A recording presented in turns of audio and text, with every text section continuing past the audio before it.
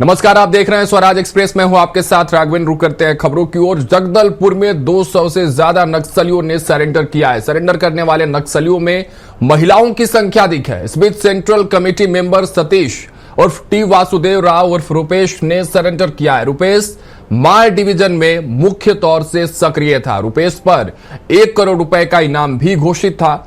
वही सरेंडर को लेकर गृह मंत्री अमित शाह ने सोशल मीडिया पर पोस्ट कर दिया है। अमित शाह ने सोशल मीडिया एक्स पर लिखा कि जनवरी 2024 में छत्तीसगढ़ में भाजपा सरकार बनने के बाद से 2100 नक्सलियों ने आत्मसमर्पण किया है। 1785 नक्सलियों को गिरफ्तार किया गया है और 477 को न्यूट्रलाइज भी किया गया है। 31 मार्च 2026 से पहले नक्सलवाद को जड़ से खत्म करने के हमारे दृढ़ संकल्प का प्रतिबिंब है। तो देखिए वो तस्वीरें भी हम आपको दिखा रहे हैं जहां लाल आतंक जो है अब अपने अंत की ओर अग्रसर है। और ये जो तस्वीर आप देख रहे होंगे छत्तीसगढ़ के इतिहास में और नक्सलवाद के इतिहास में ये बड़ी तस्वीर है। ये बहुत कुछ बोलती हुई तस्वीरें इस बात की गवाह है कि छत्तीसगढ़ में नक्सली और नक्सलवाद के इतिहास में सबसे ज्यादा नक्सली एक साथ सरेंडर कर रहे हैं। 200 से ज्यादा नक्सली सरेंडर किए। और सबसे खास बात इस तस्वीर की ये रही कि इसमें सबसे अधिक मात्रा में, अधिक संख्या में महिलाएं मौजूद है। यानी महिला नक्सली जो हैं उन्होंने हथियार डाले हैं। और मुख्यमंत्री विष्णुदेव साय चाहे केंद्रीय गृह मंत्री अमित शाह इस पूरे मौके को लेकर ऐतिहासिक दिन बताते हुए सोशल मीडिया एक्स पर पोस्ट भी कर दिया है। क्योंकि जिस तरह से डेडलाइन दिया गया है केंद्रीय गृह मंत्री अमित शाह की ओर से 31 मार्च 2026 वो डेडलाइन है, जिससे पहले यानी जब 1 अप्रैल की सुबह होगी तो नक्सलवाद और लाल आतंक पर छत्तीसगढ़ में पूर्ण विराम लगता हुआ नजर आएगा। और ये तस्वीरें उसी की ओर अग्रसर होते हुए दिखाई दे रही हैं।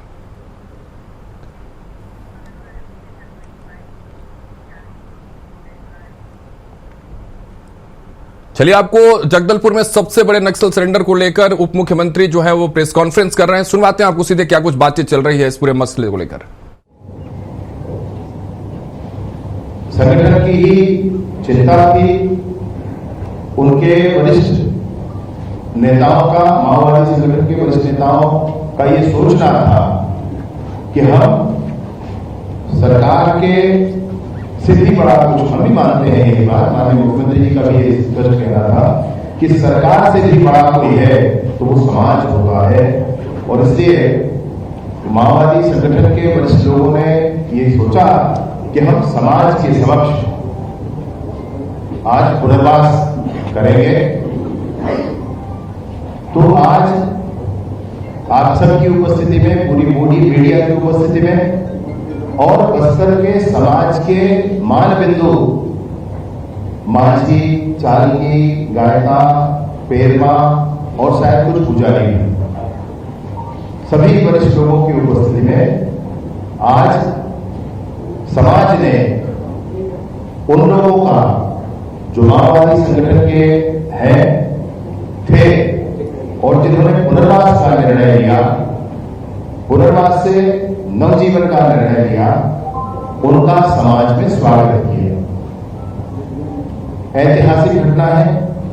मैं ऑनलाइन देखता रहा हुआ।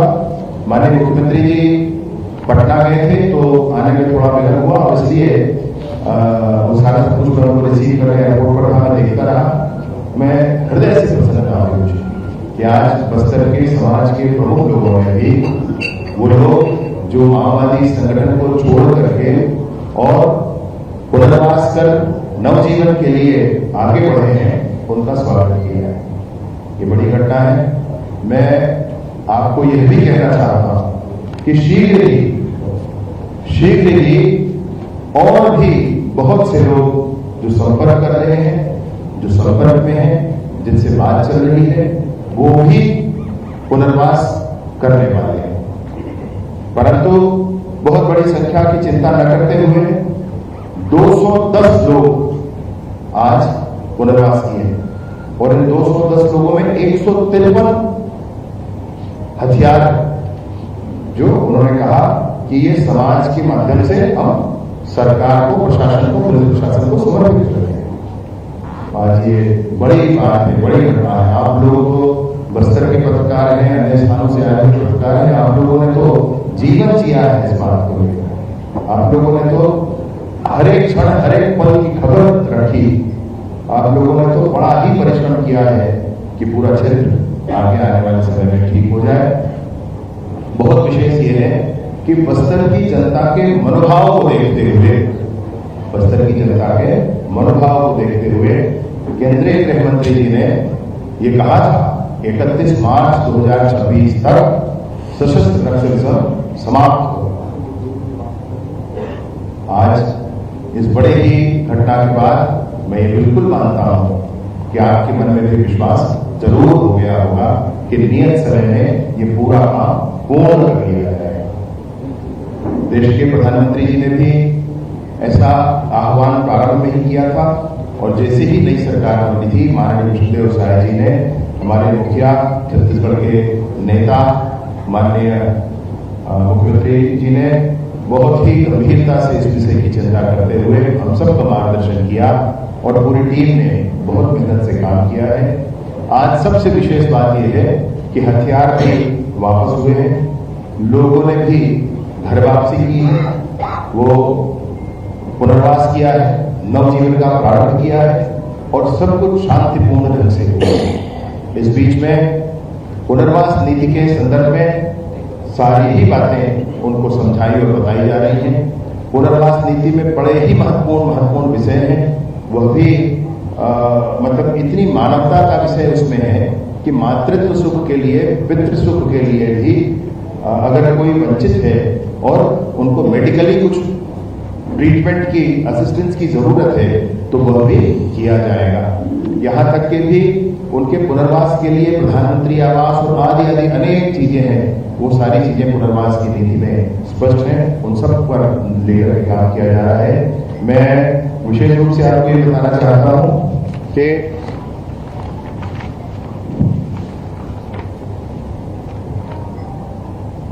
माड़ डिवीजन की कमेटी ये पूरी की पूरी है, मेरी बात गंभीरता ध्यान देंगे, माड़ डिवीजन की कमेटी पूरी की पूरी आई है। गढ़चिरौली डिवीजन की कमेटी गढ़चिरौली में भी 1-2 दिन पहले गढ़चिरौली में गई है। इसके साथ ही साथ उत्तर बस्तर डिवीजन कमेटी में एक पोर्शन केशकाल वाला शेष रहा है, बाकी वो भी कमेटी पूरी आई है।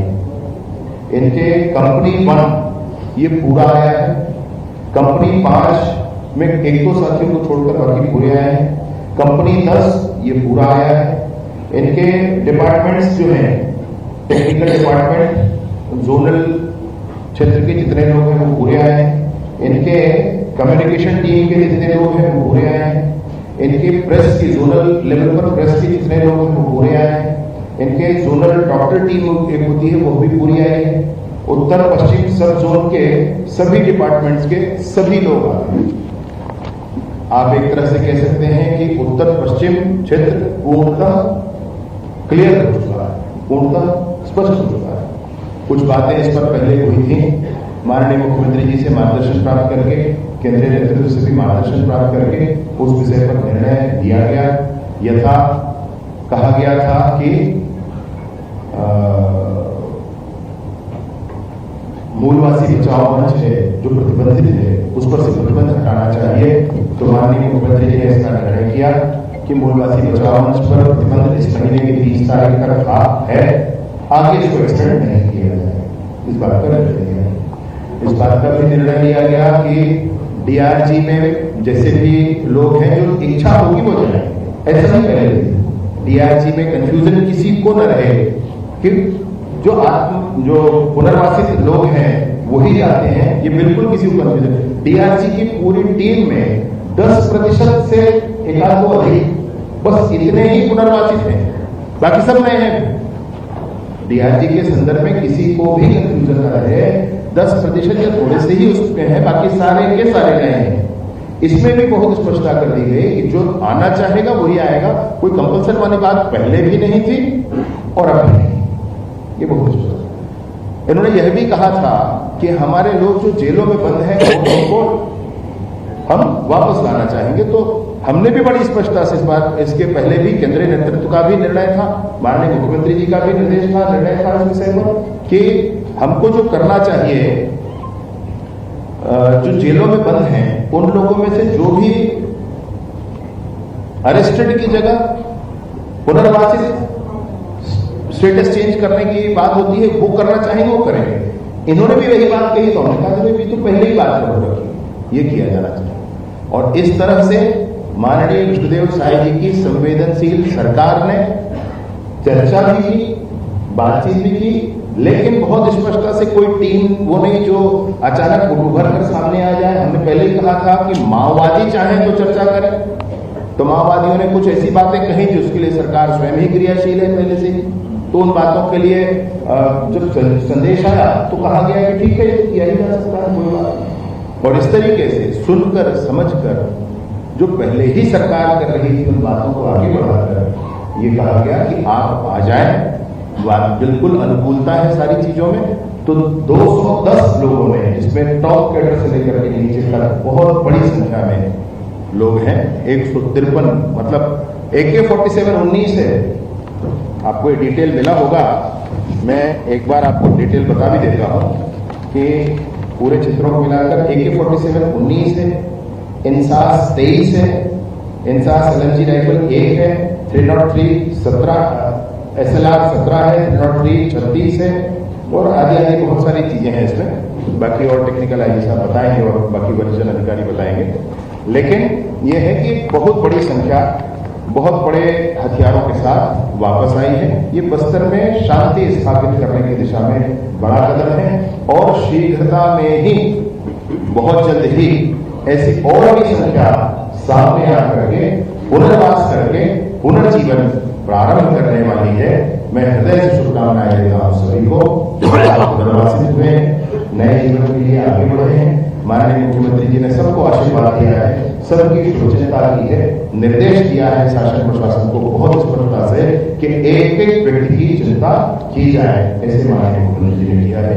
आज के कार्यक्रम में हम सबके बीच विराजमान आदरणीय अरुण साहू जी, उप मुख्यमंत्री महोदय, कार्यक्रम में विराजमान आदरणीय सांसद बस्तर आदरणीय प्रदेश अध्यक्ष और विधायक किरण देव जी, आदरणीय हमारे विधायक महोदय, आदरणीय सारे ही वरिष्ठ अधिकारी यहाँ पर उपस्थित हैं, डीजीपी साहब उपस्थित हैं, अरुण देव जी भी उपस्थित हैं, हमारे CRPF के हैं विवेकानंद जी, लगातार पूरे प्रदेश में इसकी मॉनिटरिंग करते हैं, वो भी उपस्थित हैं। सारे ही वरिष्ठ ITBP से अधिकारी हैं, CRPF से अधिकारी हैं, BSF से अधिकारी और IG बस्तर जिन्होंने लगातार सेवा पूरे बस्तर की है, उनका भी बड़ा परिश्रम इस विषय पर रहा है। और ऐसे कुछ हमारे साथी हैं जिनने इन पर बहुत अच्छा काम किया। उनका परिचय कालांतर में समय आने पर उपयुक्तता के आधार पर कराया जाएगा। वर्तमान में मैं बिना नाम लिए उनको भी हृदय से धन्यवाद देता हूं।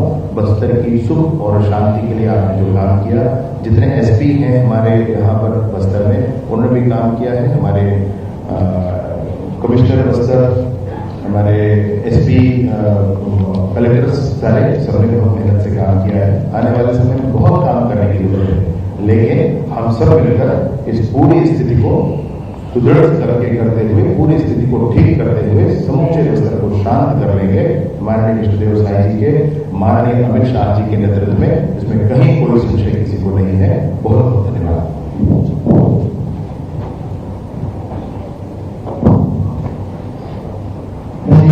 आदरणीय मुख्यमंत्री महोदय, मैं बहुत आदर के साथ प्रदेश की यशस्वी मुख्यमंत्री महोदय एवं सभी अधिकारियों को अवगत कराना चाहूंगा। जैसा छत्तीसगढ़ शासन एवं भारत सरकार की मंशालु और क्षेत्र की जनता के इच्छालु माननीय मुख्यमंत्री महोदय एवं समस्त वरिष्ठ पदाधिकारियों के मार्गदर्शन में बस्तर पुलिस, केंद्रीय अर्धसैनिक बल, स्थानीय प्रशासन एवं सभी स्टेक होल्डर्स और समाज के सभी लोग ने उनकी सहयोग रहा इस अभियान में। और इस संपूर्ण अभियान में सभी स्टेक होल्डर्स का पूर्ण सहयोग रहा और हमारे जो जवान बस्तर की शांति, विकास एवं बस्तर की सुरक्षा, शांति एवं विकास के लिए अपना सर्वोच्चतम बलिदान दिया, शहादत दिया, उन्हें भी हम इस अवसर पर याद करते हुए, नमन करते हुए मैं माननीय मुख्यमंत्री महोदय से अनुरोध करूंगा आज इस सभा में उपस्थित मीडिया को संबोधित करते हुए। माननीय मुख्यमंत्री। आज के प्रेस वार्ता में सभी इलेक्ट्रॉनिक्स मीडिया और प्रिंट मीडिया के बंधुओं का स्वागत है, अभिनंदन है। और ऐसे अवसर पर हमारे दोनों डिप्टी सीएम भी उपस्थित हैं, आदरणीय श्री विजय शर्मा जी, जिनके पास गृह विभाग भी है, श्री अरुण साहू जी, हमारे प्रदेश के अध्यक्ष और विधायक किरण देव जी भी उपस्थित हैं, हमारे इस क्षेत्र के सांसद महेश कश्यप भी उपस्थित हैं, विधायक चेतराम अटाम भी उपस्थित हैं, सभी हमारे महानुभाव उपस्थित हैं, हमारे डीजीपी उपस्थित हैं, यहाँ के आईजी सुंदरराज, कमिश्नर, सभी अधिकारीगण, हमारे मांझी चाकी मेंबर, गायिका वो भी उपस्थित है, सबका मैं स्वागत करता हूं।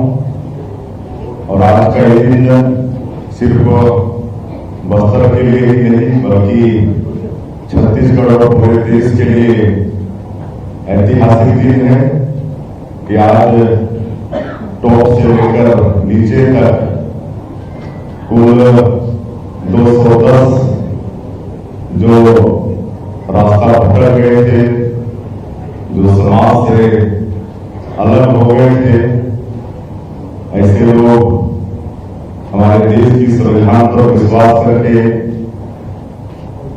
गांधी जी की अहिंसा पर विश्वास करके, हमारे प्रदेश की पुनर्वास नीति पर विश्वास करके आज विकास की मुख्यधारा में जुड़े हैं और अपने शस्त्र हमारे समाज के वरिष्ठों, मांझी चाकी गायिका उनके समक्ष सौंप कर एक नया जीवन शुरू कर रहे हैं। ऐसे सभी बंधुओं को बहुत बहुत शुभकामनाएं देते हैं, उनको बधाई देते हैं। उनसे हम लोग सभी लोग मिलकर भी आए हैं और बड़ा दुख हो रहा था कि इस नक्सलवाद के कारण मरने वाले भी अपने लोग होते थे, मारने वाले लोग भी अपने होते थे, और इसलिए हम सब लोगों ने प्रारंभ में ही ये निर्णय लिया। हमारे देश के यशस्वी प्रधानमंत्री जी से प्रेरणा लेके देश के यशस्वी गृह मंत्री जी, हमारे प्रदेश के गृह मंत्री जी, हम लोग इसका समाधान होना चाहिए। और जब ये पता चला शुरुआत में पहले की बैठक में कि ज्यादा नक्सलवाद छत्तीसगढ़ में ही बचा, उस समय 77% नक्सलवाद छत्तीसगढ़ में बचा था, बाकी 23% छत्तीसगढ़ से लगे हुए अन्य प्रदेशों में था। उसी समय से हम लोगों ने निर्णय लिया कि इसका समाधान होना चाहिए और हमारे गृह मंत्री जी कई प्रदेशों में गए, वहां की जो पुनर्वास नीति थी उसका अध्ययन किए और एक अच्छा से अच्छा पुनर्वास नीति हम लोग बनाए और आह्वान भी किए हमारे भाइयों से, भटके हुए भाइयों से कि आप लोग हिंसा का रास्ता छोड़िए, हिंसा से कोई किसी का भला होने वाला नहीं है, संवाद करिए और विकास की मुख्यधारा से जुड़िए।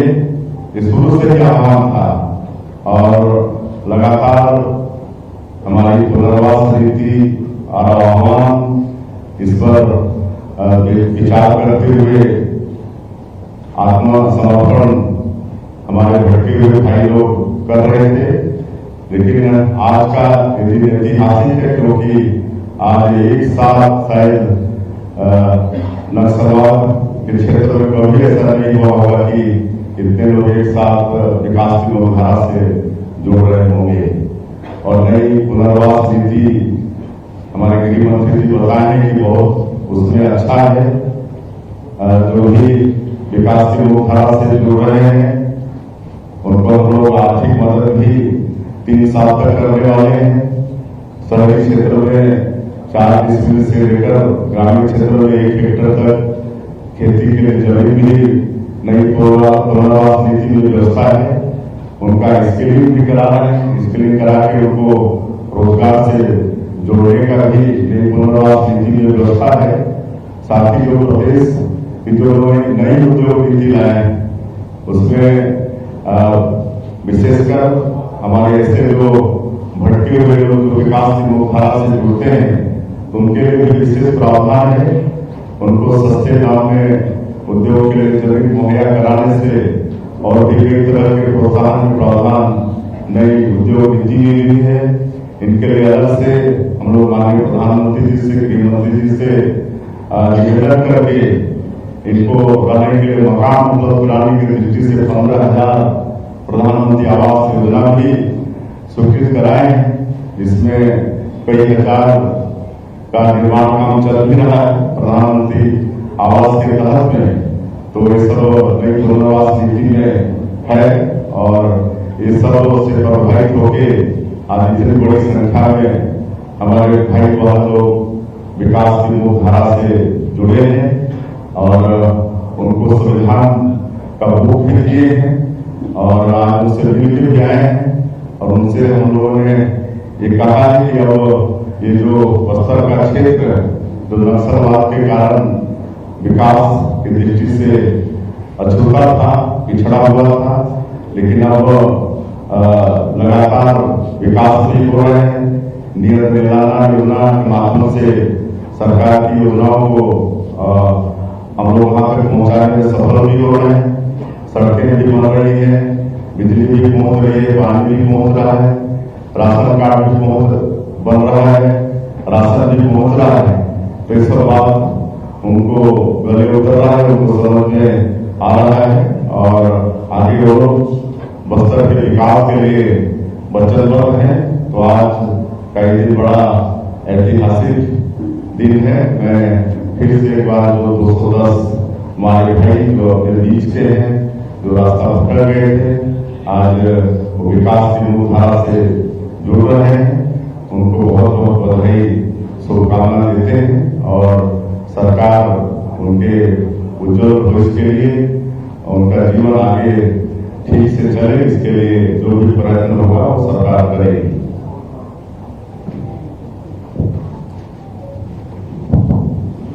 धन्यवाद आदरणीय मुख्यमंत्री महोदय।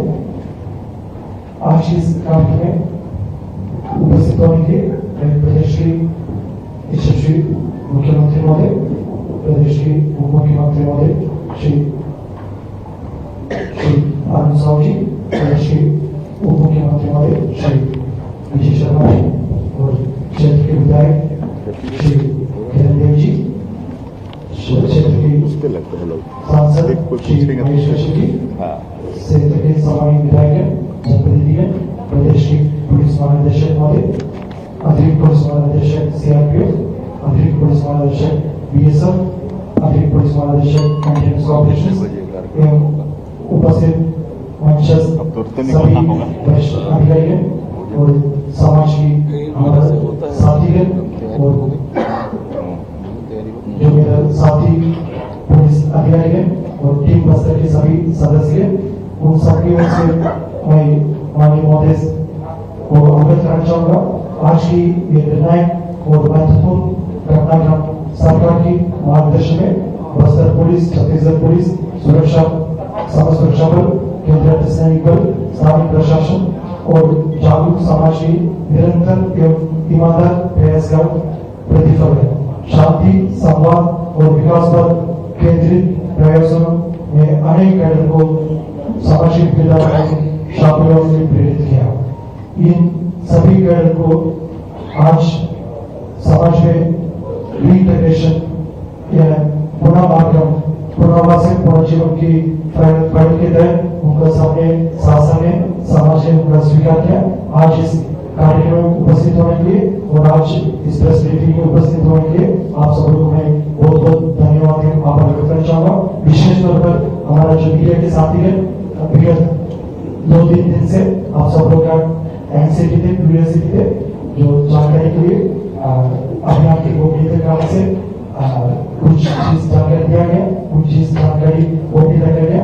इसके बावजूद आप सब लोग ने काफी सकारात्मक सहयोग दिया, समय के साथ इंतजार किया और आप सब इलेक्ट्रॉनिक, प्रिंट मीडिया और सोशल मीडिया के सभी हमारे साथीगण को भी विशेष रूप से बहुत बहुत आभार और धन्यवाद। मैं सभी हमारे मीडिया के साथीगण उनसे ये भी सूचना देना चाहूंगा, इस ब्रीफिंग के पश्चात जो हमारे परिसर में आप सब लोग का मध्याह्न भोजन की व्यवस्था है, आप सब लोग कृपया मध्याह्न भोजन ग्रहण करके इधर से प्रस्थान करें।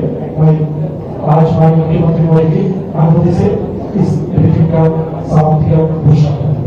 धन्यवाद।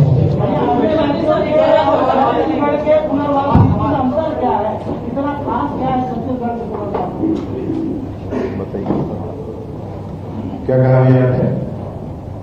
अन्य राज्यों के मुकाबले में छत्तीसगढ़ की जो पुनर्वास नीति है उसका अंतर क्या है? पुनर्वास की नीतियां सब जगह अच्छी हैं, परंतु अन्य किसी राज्य में नक्सल पीड़ित और नक्सल माने जो पुनर्वासित हैं उनके लिए प्रधानमंत्री आवास का प्रावधान नहीं, उनके लिए ऐसे मातृत्व सुख के लिए जो प्रावधान हमने किए वो नहीं है।